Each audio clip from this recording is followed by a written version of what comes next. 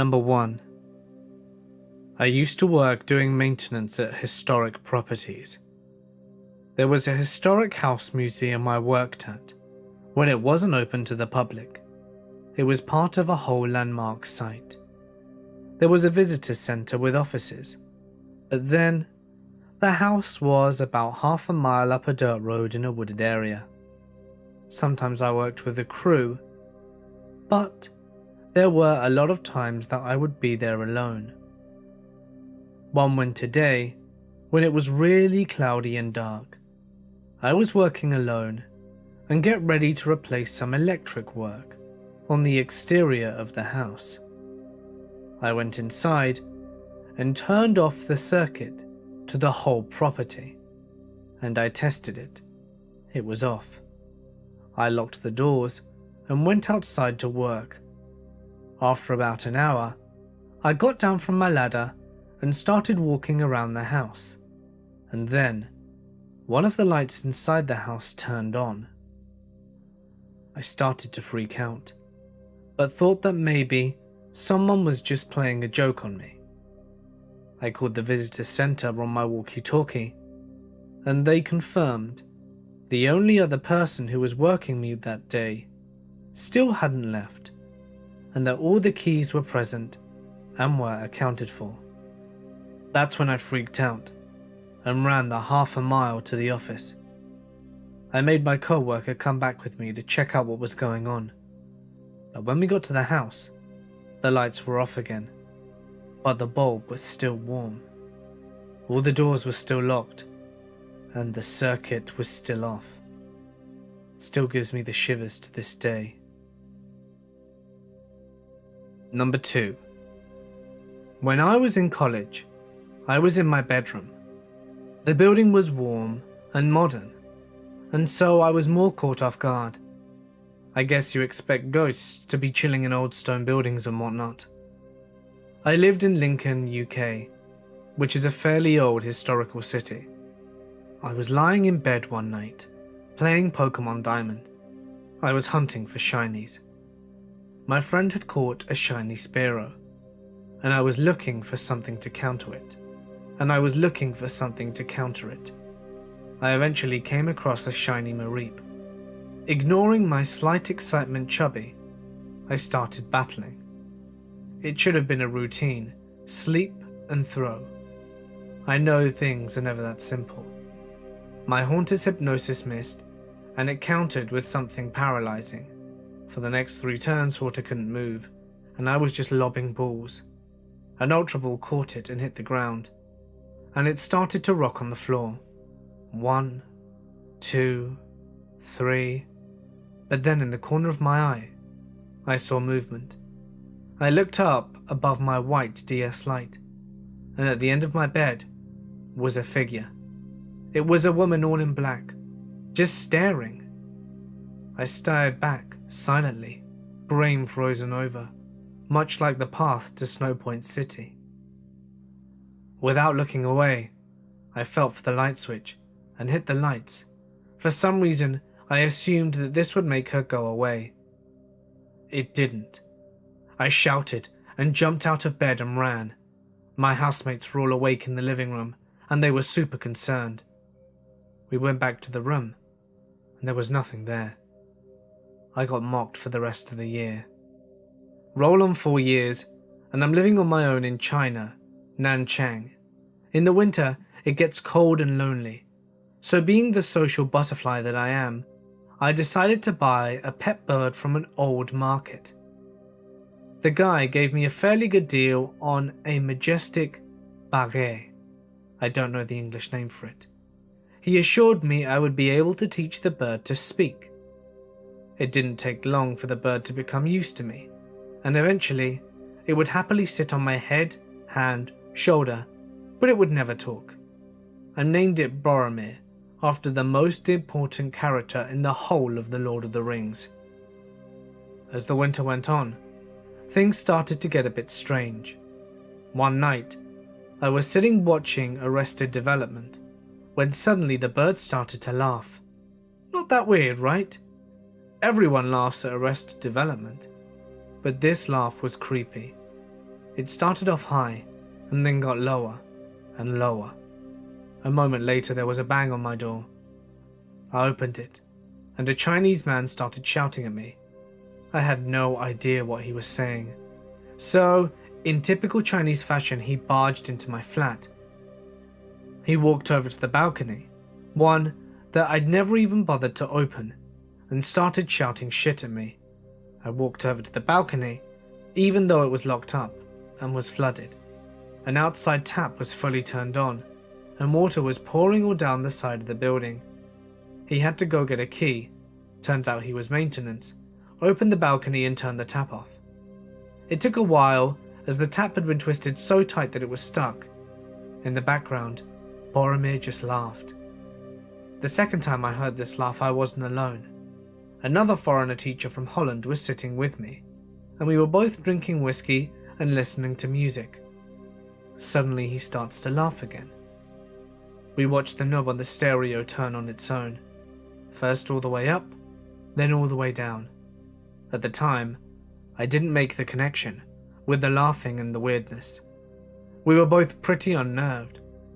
One night, I brought a girl back with me. She was scared of birds, so I locked Boromir in his cage and covered the cage with a thick blanket. I went to bed, and I closed the bedroom door. She got a headache and we went to sleep. I could hear the bird laughing through the cage and through the wooden door. We woke up to banging on the door. This time it was the bedroom door. Someone was in my apartment. The girl started to panic, in the way that girls do when there's an intruder. So I grabbed something heavy and went over to the door and pulled it open. At first I thought there was no one there. Then I looked down, and Boromir was at my feet, silently staring. The girl didn't come back, and at this point I decided the bird had to go. I put it back in its cage and found a friend who said he would be willing to take it, but I had to wait a few days. The final night I was in bed, I heard the laughing again. It filled me with dread, and waited for something to happen. Nothing did. I fell asleep and woke up to my bedroom door slamming. And I woke up. There was someone in my room. She was speaking to me in a very hurried fashion, but there was no sound. She wasn't scary, like the Lincoln lady. She ran out the room, and I followed her, hitting as many light switches as possible. And then she was gone. The birdcage was empty, but I could hear the laughter.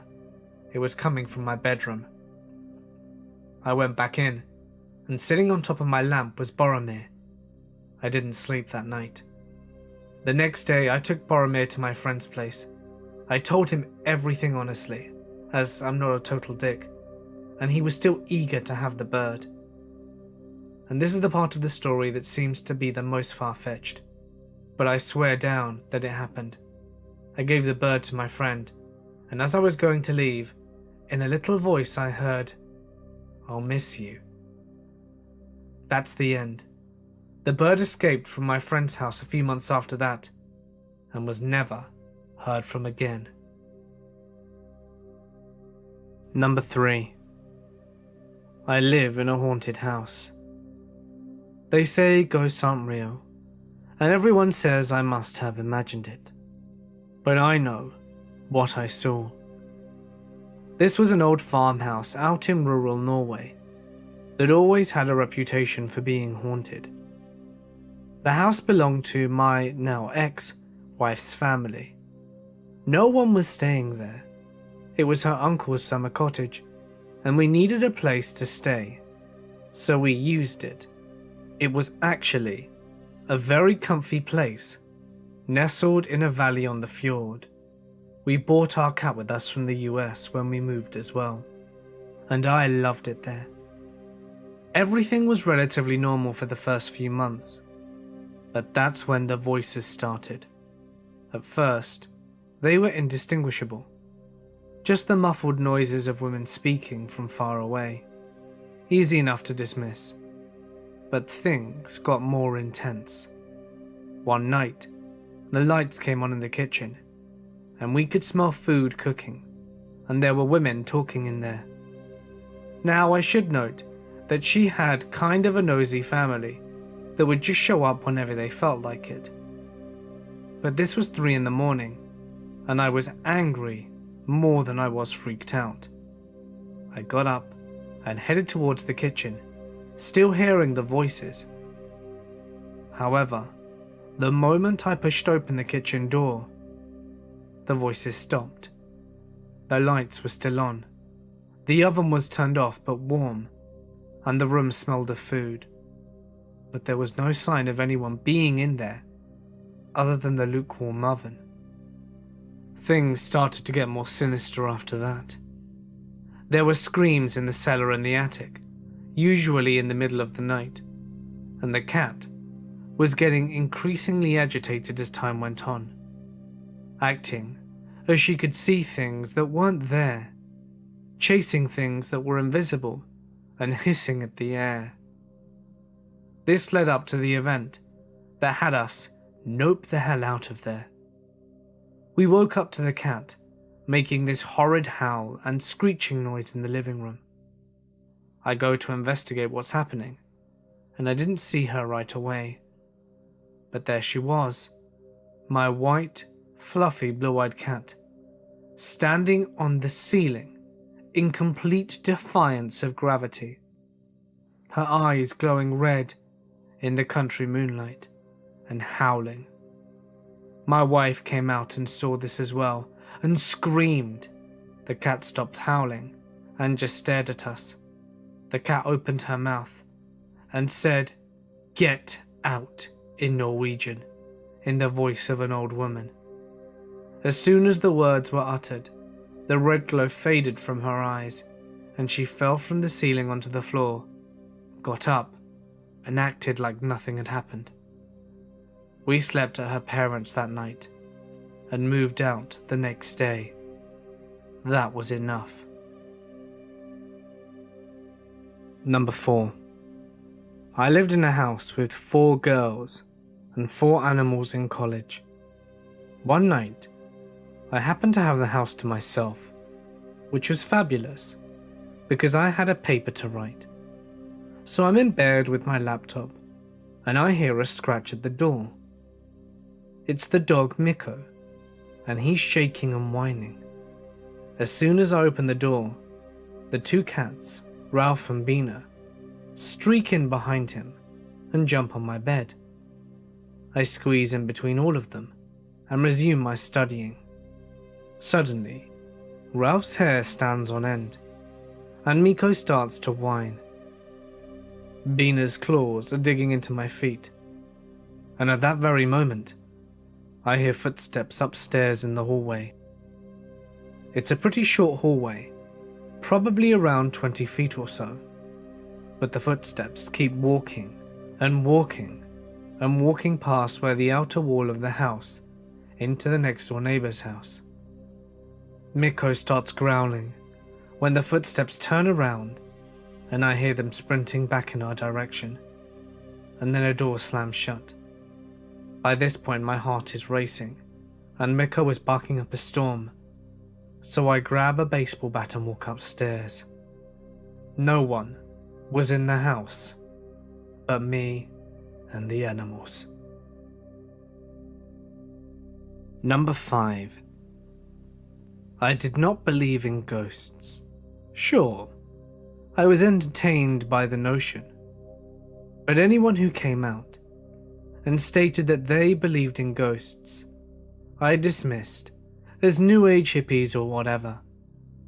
And then I lived in a haunted house. It started out as little things. The bathroom would open violently if anyone ever closed the latch, so often that I came to count on it. I asked my roommate if he ever noticed a red light in the spare bathroom, as I always did, when walking up the stairs in the dark. He did. I'd always go into the spare room to investigate, but could never find the source of light. These things I could explain away. Then, weirder things started to happen. One night, I was sitting in the living room with my girlfriend and my roommate, when I noticed the shape of a woman's face appear in the pane of glass on the windows of each other room. We all witnessed this. Even then, I tried to explain it away as a trick of the light.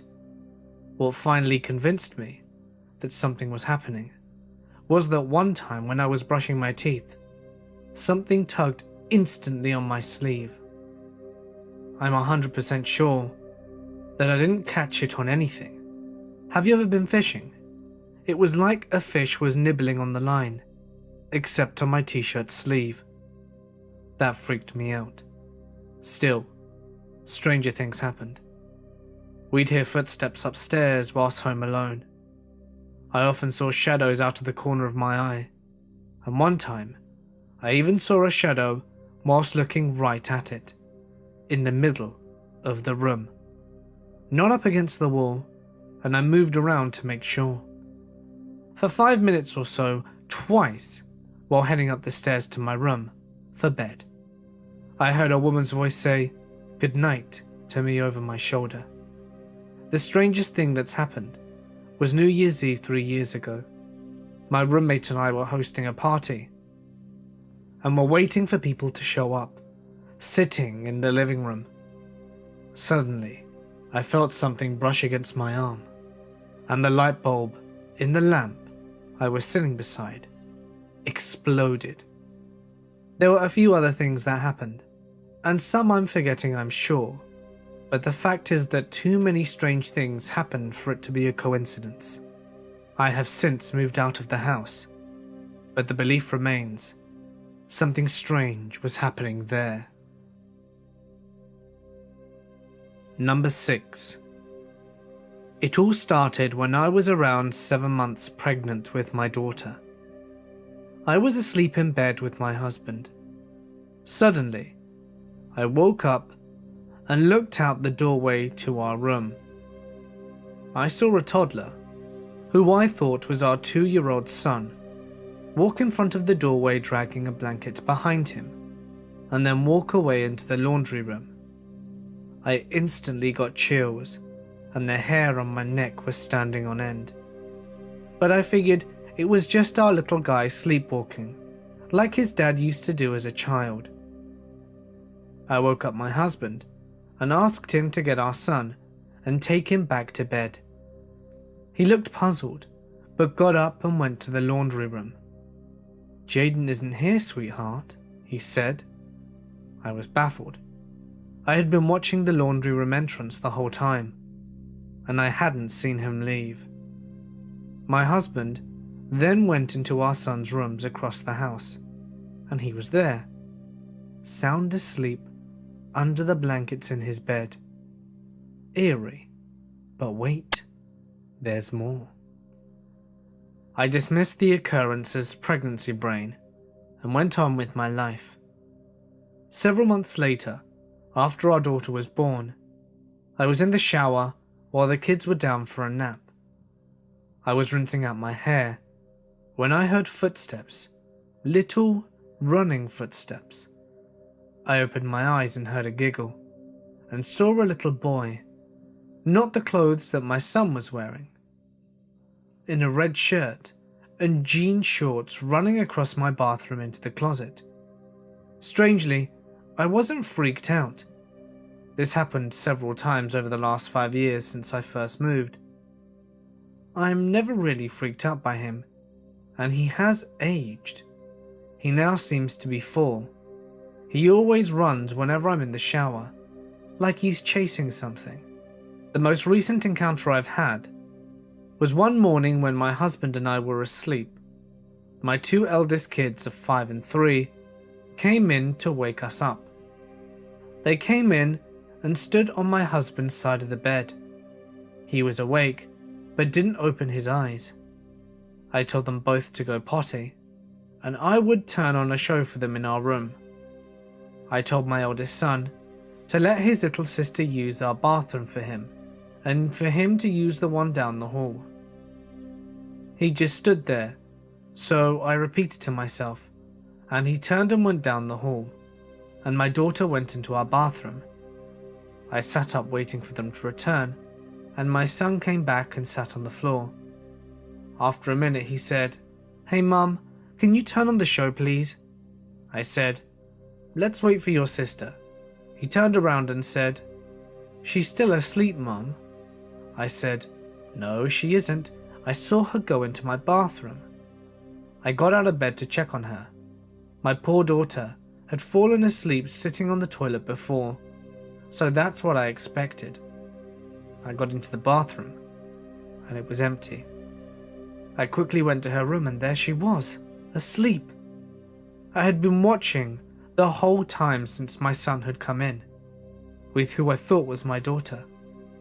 Since then, I hear little footsteps all the time upstairs, especially if we're downstairs or in the hallway. Number 7. My firstborn used to get night terrors, and when I would go running into his room because he was screaming bloody murder at 3 a.m, the room would always seem ice cold, and he was staring at the same corner in the room every damn time. I have no doubt he sees things. He's an odd soul. When we moved from that house, the night terrors stopped. About a week after moving into our current house, my husband and I were laying in bed, about to fall asleep, when we both heard a glass shatter.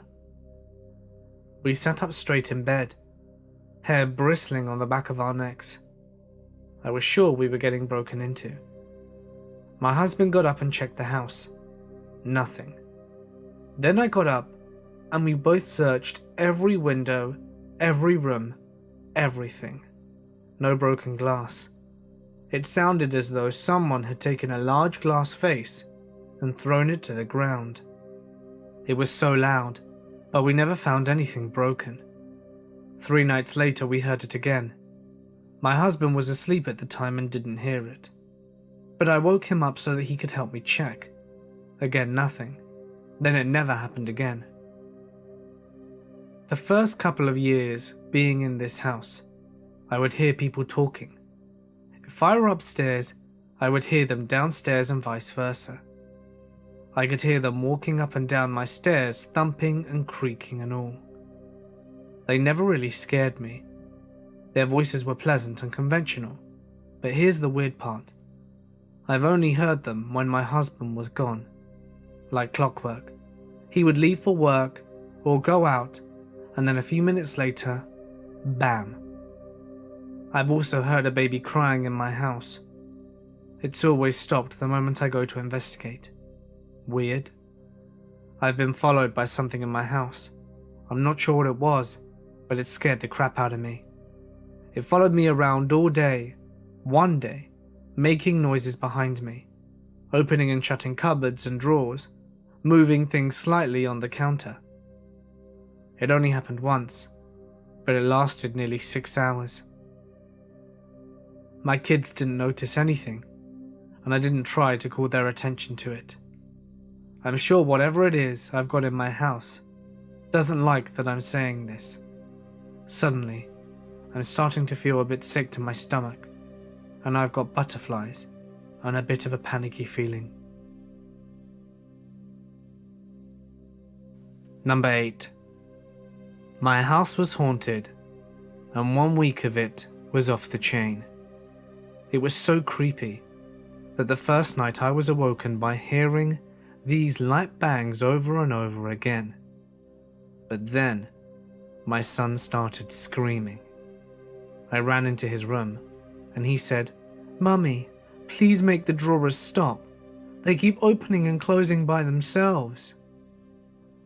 The next night, I went to get my newborn baby's bottle warmed up, and as I bent over the table, the light bulbs in the chandelier over me all exploded, and glass came raining down. The third night, a balloon was ripped out of my son's hand and floated all over the house. It went in the basement and then upstairs to the attic. The craziest thing is you could see the string pulling it along.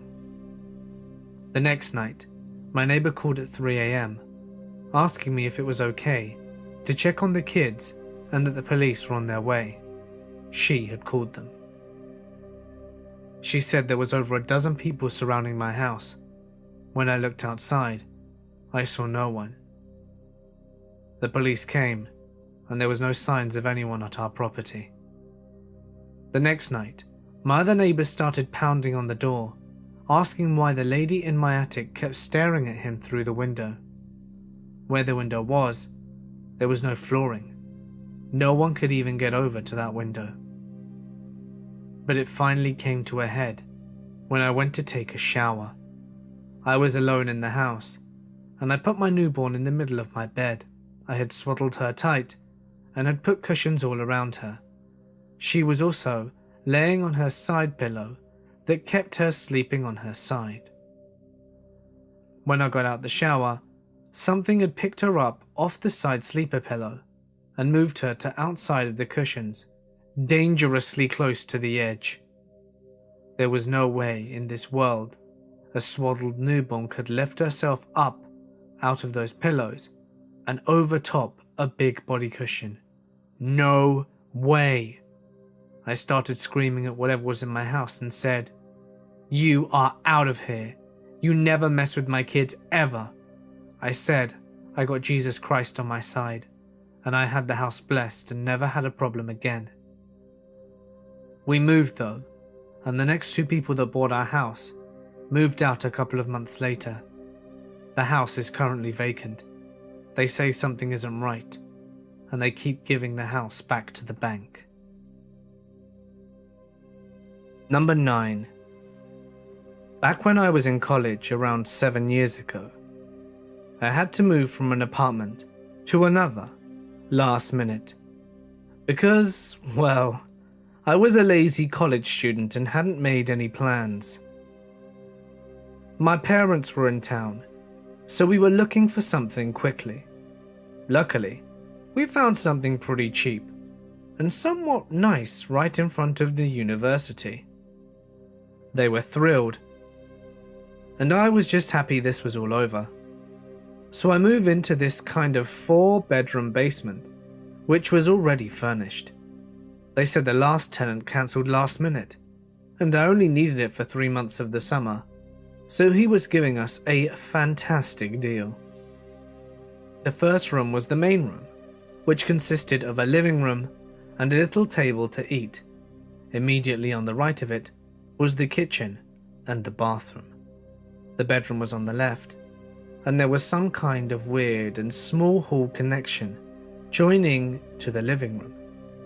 Since the start, I always kind of felt uneasy about that bedroom for some reason, and preferred to sleep in the living room, since there was already a comfy sofa bed in there, and there were no windows in the bedroom. Throughout the semester, I felt countless times that someone was watching me from the bedroom, when I was alone, either watching TV or playing video games. It was a weird and eerie feeling, to the point where I preferred closing the door leading to the bedroom altogether. I wasn't home that much, and sometimes I slept at a friend's, but every time I came back, it felt like I wasn't alone in the apartment. There were never any sounds or sights, just a strange feeling. I spoke of it to my friends, and they all laughed, since I was the superstitious kind. So I kind of brushed it off the whole time, and thought nothing of it when I finished the semester, and I just kind of moved on with my life. About 2 years ago, one of my friends from college texted me, "Hey Jack, it's Dave. The door number you lived at in that creepy basement back at uni was number 5, right?" I was like, "Yeah, why?" He then sends me a picture of an old local newspaper page. He had been looking through them at the library, looking for a picture of him back in his college football days. It was the obituary section from 2009.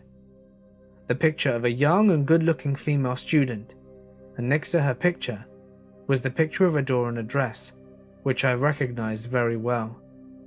She hung herself in the bedroom closet. Number 10.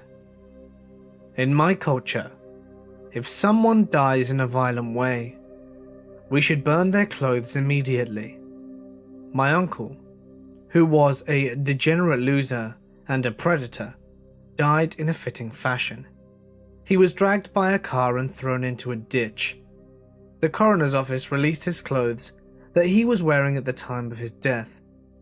My uncle warned his sister, my mother, that his wife not look at them, but they got curious and wanted to see. I followed them downstairs, and they made me stay outside the room whilst they were snooping. Whilst we were down, there we heard a smash upstairs. We ran upstairs to see a bunch of glasses were shattered, and no one was in the house. My aunt and mother were spooked but didn't think much of it. The house was in the middle of nowhere, and it was the middle of winter. Our wakes are 24 hours long, and someone must always stay with the body. A family friend was leaving the wake and drove by the accident scene.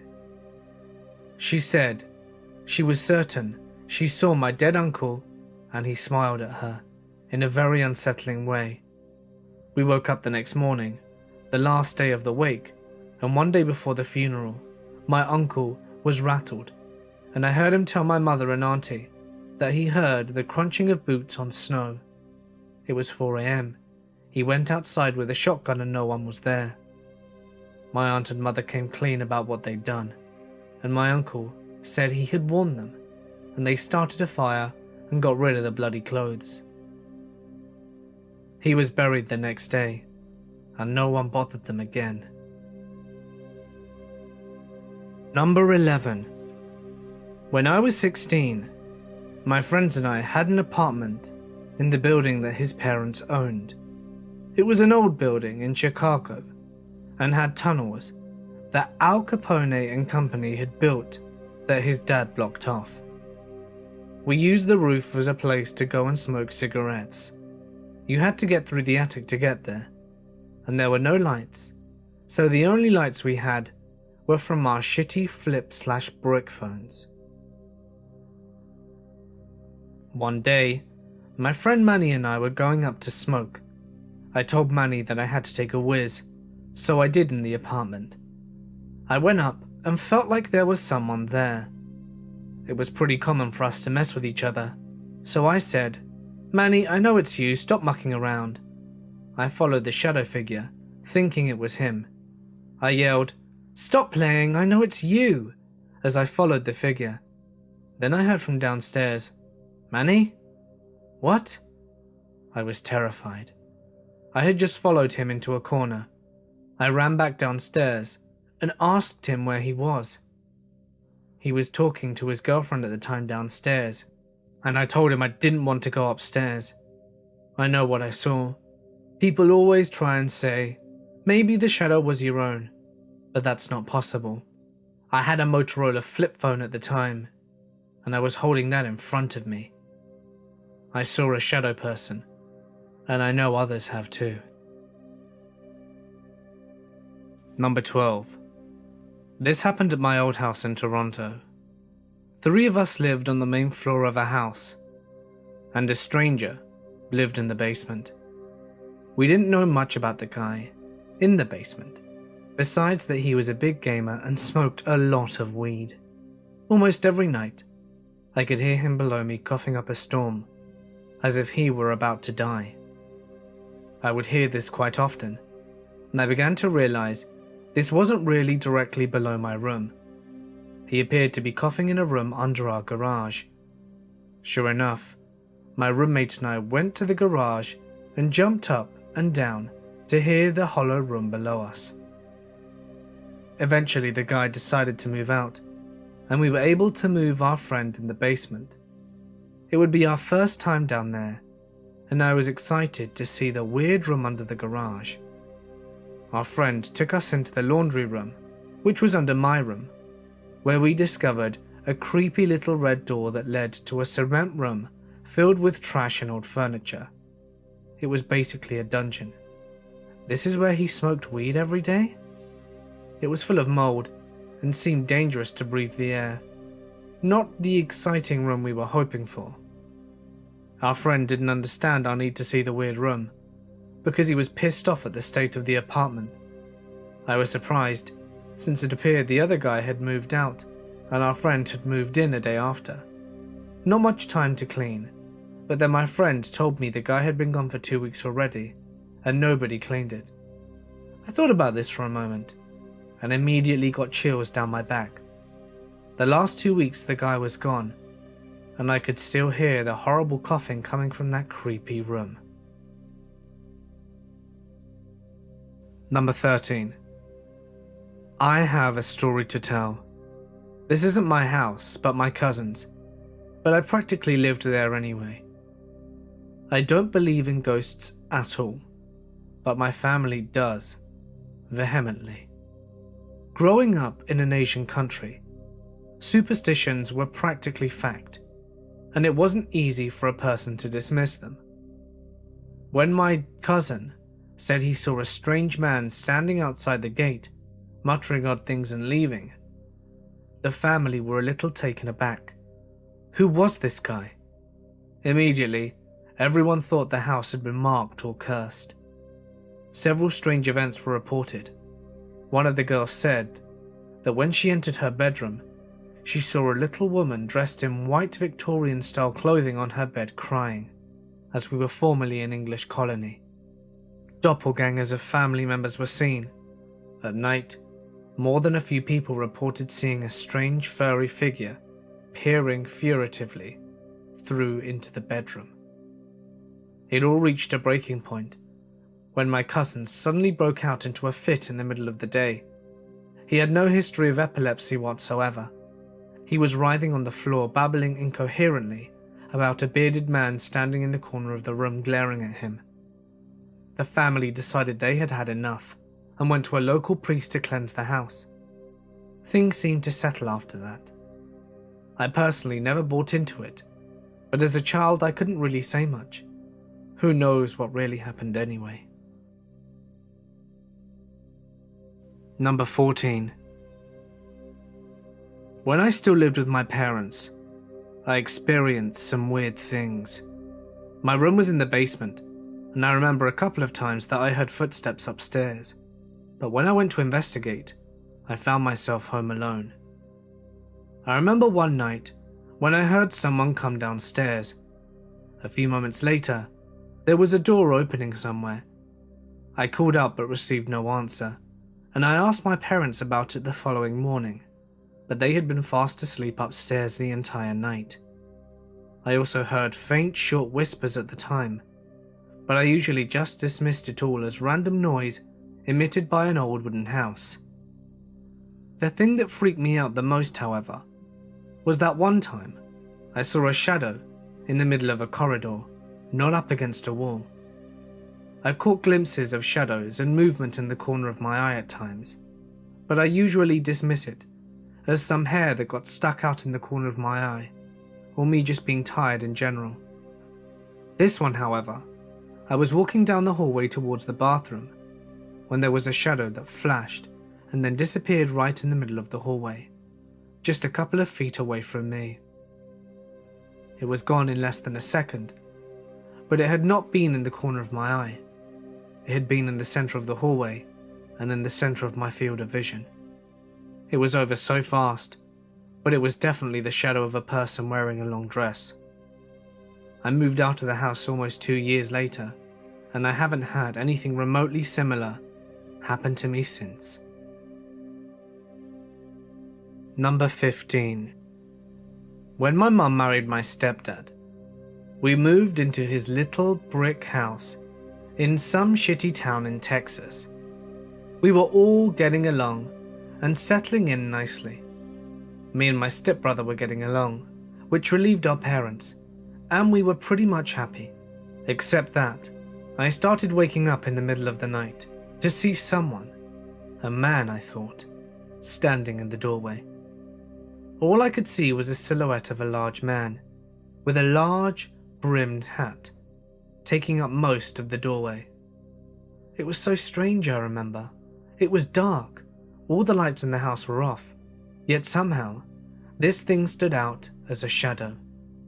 I could feel him looking at me, and he would raise a finger to his mouth, and I heard him go, "Shh." Then he would kind of laugh and go boo, and it sounded like he screamed it, and yet my stepbrother never woke up. He didn't remember anything like this, I asked. Anyway, I would pull a blanket over my head for a little while, shivering and listening. Nothing ever happened after that. I never heard another noise. But when I was brave enough to peek out from under the covers in the doorway, it would be clear, and I would lay awake for the rest of the night until the sun came up, and I felt that I could sleep again. And I only got a couple of hours sleep after that, because my parents were dicks, and would make me wake up and shit. And then this happened. It was a regular occurrence. Every week or so, sometimes every month, but it would always happen. That was until we moved a few years later. My stepdad and stepbrother swear they had never heard or experienced anything unusual, but my mum says that on some nights, when my dad wasn't there, as he was a night shift police officer in a major city close to the shit city we lived in, she would feel someone crawl into bed with her, and she said that once, she felt the covers being pulled, and she freaked out and jumped and turned the light on. Number 16. I was staying the night at a friend's house when I was 13. We were watching The Shining with her older sister and another friend when I saw a black figure in my peripheral vision. I turned my head all the way to the right and watched this solid black figure in the shape of a man wearing a cowboy hat walk from one side of the house to the other. I didn't say anything to my friend when it happened. I thought maybe my mind was just playing tricks on me because the movie was scary. After the movie, my friend's sister and all the others left the house to stay elsewhere. My friend's parents were out of town. In the middle of the night, I woke up to someone stomping on the stairs towards the room we were sleeping in. We thought maybe her sister had just come home and run up the stairs to bed. We went to check and found no one. We heard the stomping a few more times, and then a really loud bang on the wall. The walls between our bedrooms and the outside of the house, on the second story. My friend looks at me straight in the eyes and says, "Did you see the man earlier?" I swear, no one else was home, and my friend was just as terrified as I was. We hid under the blankets and didn't come out until we saw sunlight. This isn't my only unexplainable encounter. My dad's house when I was a kid was scary to say the least, and haunted, if you'd believe it. We used to see a man in a military uniform in the long hallway leading towards my brother's bedroom. The security alarms would go off for no reason, like someone was opening and closing the door over and over again. And one time, we had a decorative plate fly off a shelf and hit the mirror across the room, with absolutely no human intervention whatsoever. Number 17. This is a story about my house, and it really scares me. My friend's father owned an apartment in downtown Fredericksburg, just so that he could come and visit with the kids more easily on weekends and stuff like that. It was not too far from where we grew up. Anyway, this building was split into 4 different apartments, my friend's being on top. Since her dad was rarely there, we would sometimes go there and hang out, or get some space from our families. One day, my friend was finishing up an art project, and we decided to go hang out in the apartment while she did this. The building apparently already had a history of being haunted. There are many stories about an old man being seen around. I think her father was told someone was murdered there in the 80s, and generally just creeping people out. Now, while I get excited by the paranormal, I have never seen or experienced a thing, so I shrugged it off.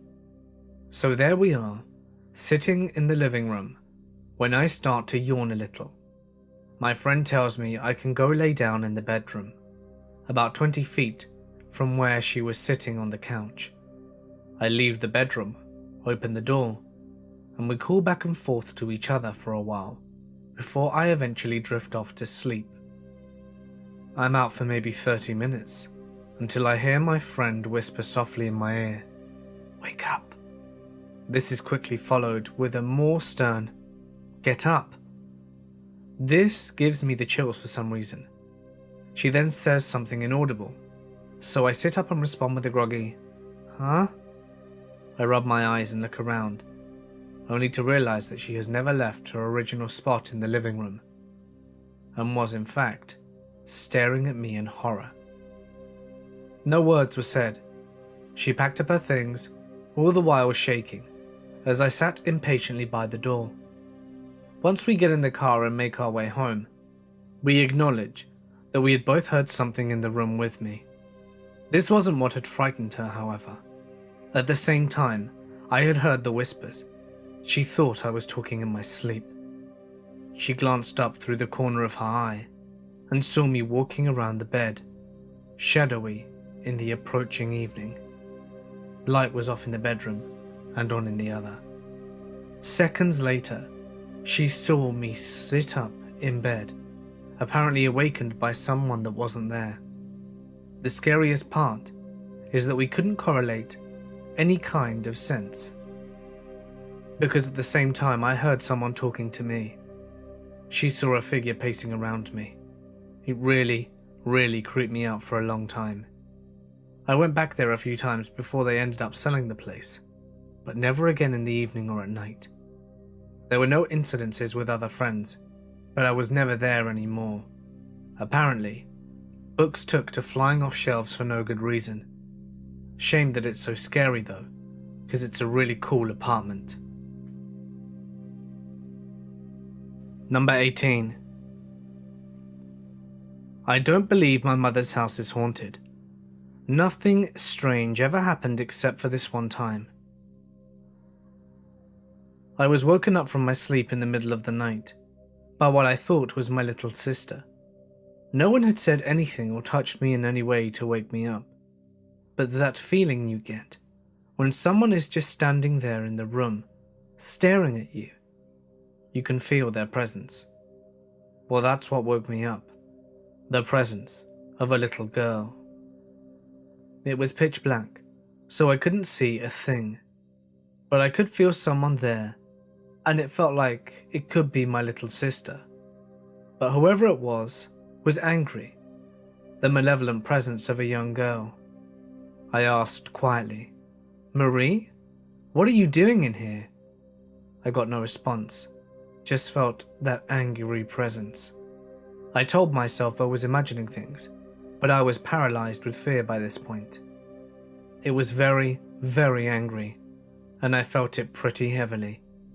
After a few minutes, I convinced myself that it had to be my younger sister, who was absolutely furious with me, or perhaps was sleepwalking around, and I was working myself into a fit for no reason. Then, I was suddenly struck in the crotch, not too hard, but definitely hard enough to make me an angry 14-year-old, moaning, "Why?" a little more loudly than I should have, wondering why my sister wanted to punch me in the balls. I turned on the light to find that no one was standing at the door, and it was shut tight. Utterly confused, I went to check on my mother and sister, both sound asleep. I didn't get back to sleep that night. That's something strange that's happened. I don't know if it was a ghost, and I doubt my mind could easily play such a trick on me, and how it made my balls hurt so badly. Number 19. From the ages of around 5 to 12, I lived in what I believed was a haunted house. My first experience was when I was around 8 or so. I had woken up just as the sun was about to rise, and my bed was directly next to a window. I sat up and peered out the blinds and saw the glow from the sun starting to rise. I saw what seemed to be maybe a 40-year-old man standing on the curb, staring directly at my window. I was startled and quickly pulled my head away from the blind. I sat there for around 10 seconds before I pulled a blind slightly to the side to look again. This time, the man was about a few feet away from my window. I screamed in horror and moved away from it. My mother came in, but no one was outside the window when she looked. The man looked slightly older and was wearing reading glasses. His complexion was white and translucent. He looked like a regular man, but the second time I looked out his mouth, it was gaping wide open, almost as if he had a broken jaw hanging from his mouth. A couple of years later, I had my second experience. I walked out of my bedroom at night to get a drink from the kitchen. The lounge room was in the center, and the kitchen was joined to it on the left. On the right side of the lounge room was the front door. I walked down the hall to the entrance of the lounge. My mother had left the light on during the night, so if any one of the kids woke up, they could move around very easily. As I got to the entrance of the lounge room, I noticed a figure to the right, near the front door. A very tall woman was walking towards me. I stood frozen, in fear, as she walked past me and seemed to grab something out of a corkboard in the kitchen. She then turned around and walked straight past me again and through the front door. As she did all of this, I didn't take my eyes off her, nor she did of me. She stared at me directly the whole time. She had the same complexion as the man, and I could clearly see wrinkles on her face. She was very tall, maybe close to 7 foot. She had brown hair and a white gown on. I was fixated on her, but out of my peripheral vision, I could see what looked like a piece of paper, which she took from the corkboard. The way she stared at me the whole time still horrifies me 20 years later. Telling this story to my family when I was around 18, a few others had different encounters. My brother saw 2 dark figures sitting at the dinner table, seeming to be peeling potatoes. My little sister saw a boy poke his head around the doorframe as she sat in the bathtub. We moved out, and life went on. Number 20. This story is about when I was in an apartment haunting. My boyfriend and I decided to check out an open house in a neighborhood that we wanted to live in. The apartment was everything we wanted. While my boyfriend spoke to the landlord, I walked around alone, mentally decorating, in the bathroom, and where there was a closet that took up the entire wall. I stood in the middle of the room with an open window to my left that let in a lot of light. Curious as how much closet space there was, I went to open the doors, and the instant I put my hand on the doorknob, an image flashed in my head.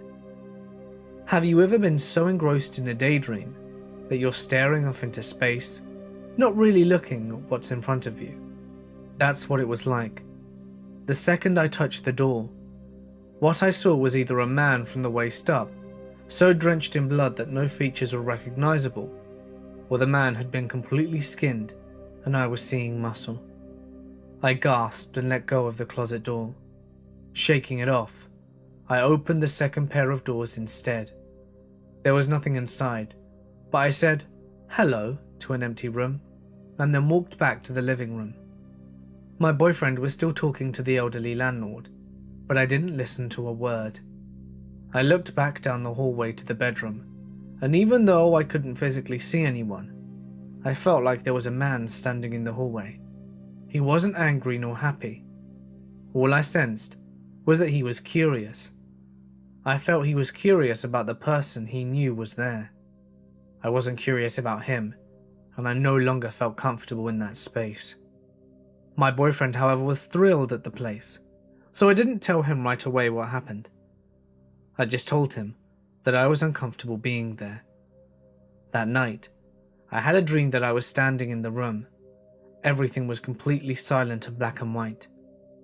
It was sunny, just like it had been earlier. I woke up with my heart beating fast, even though the dream wasn't scary.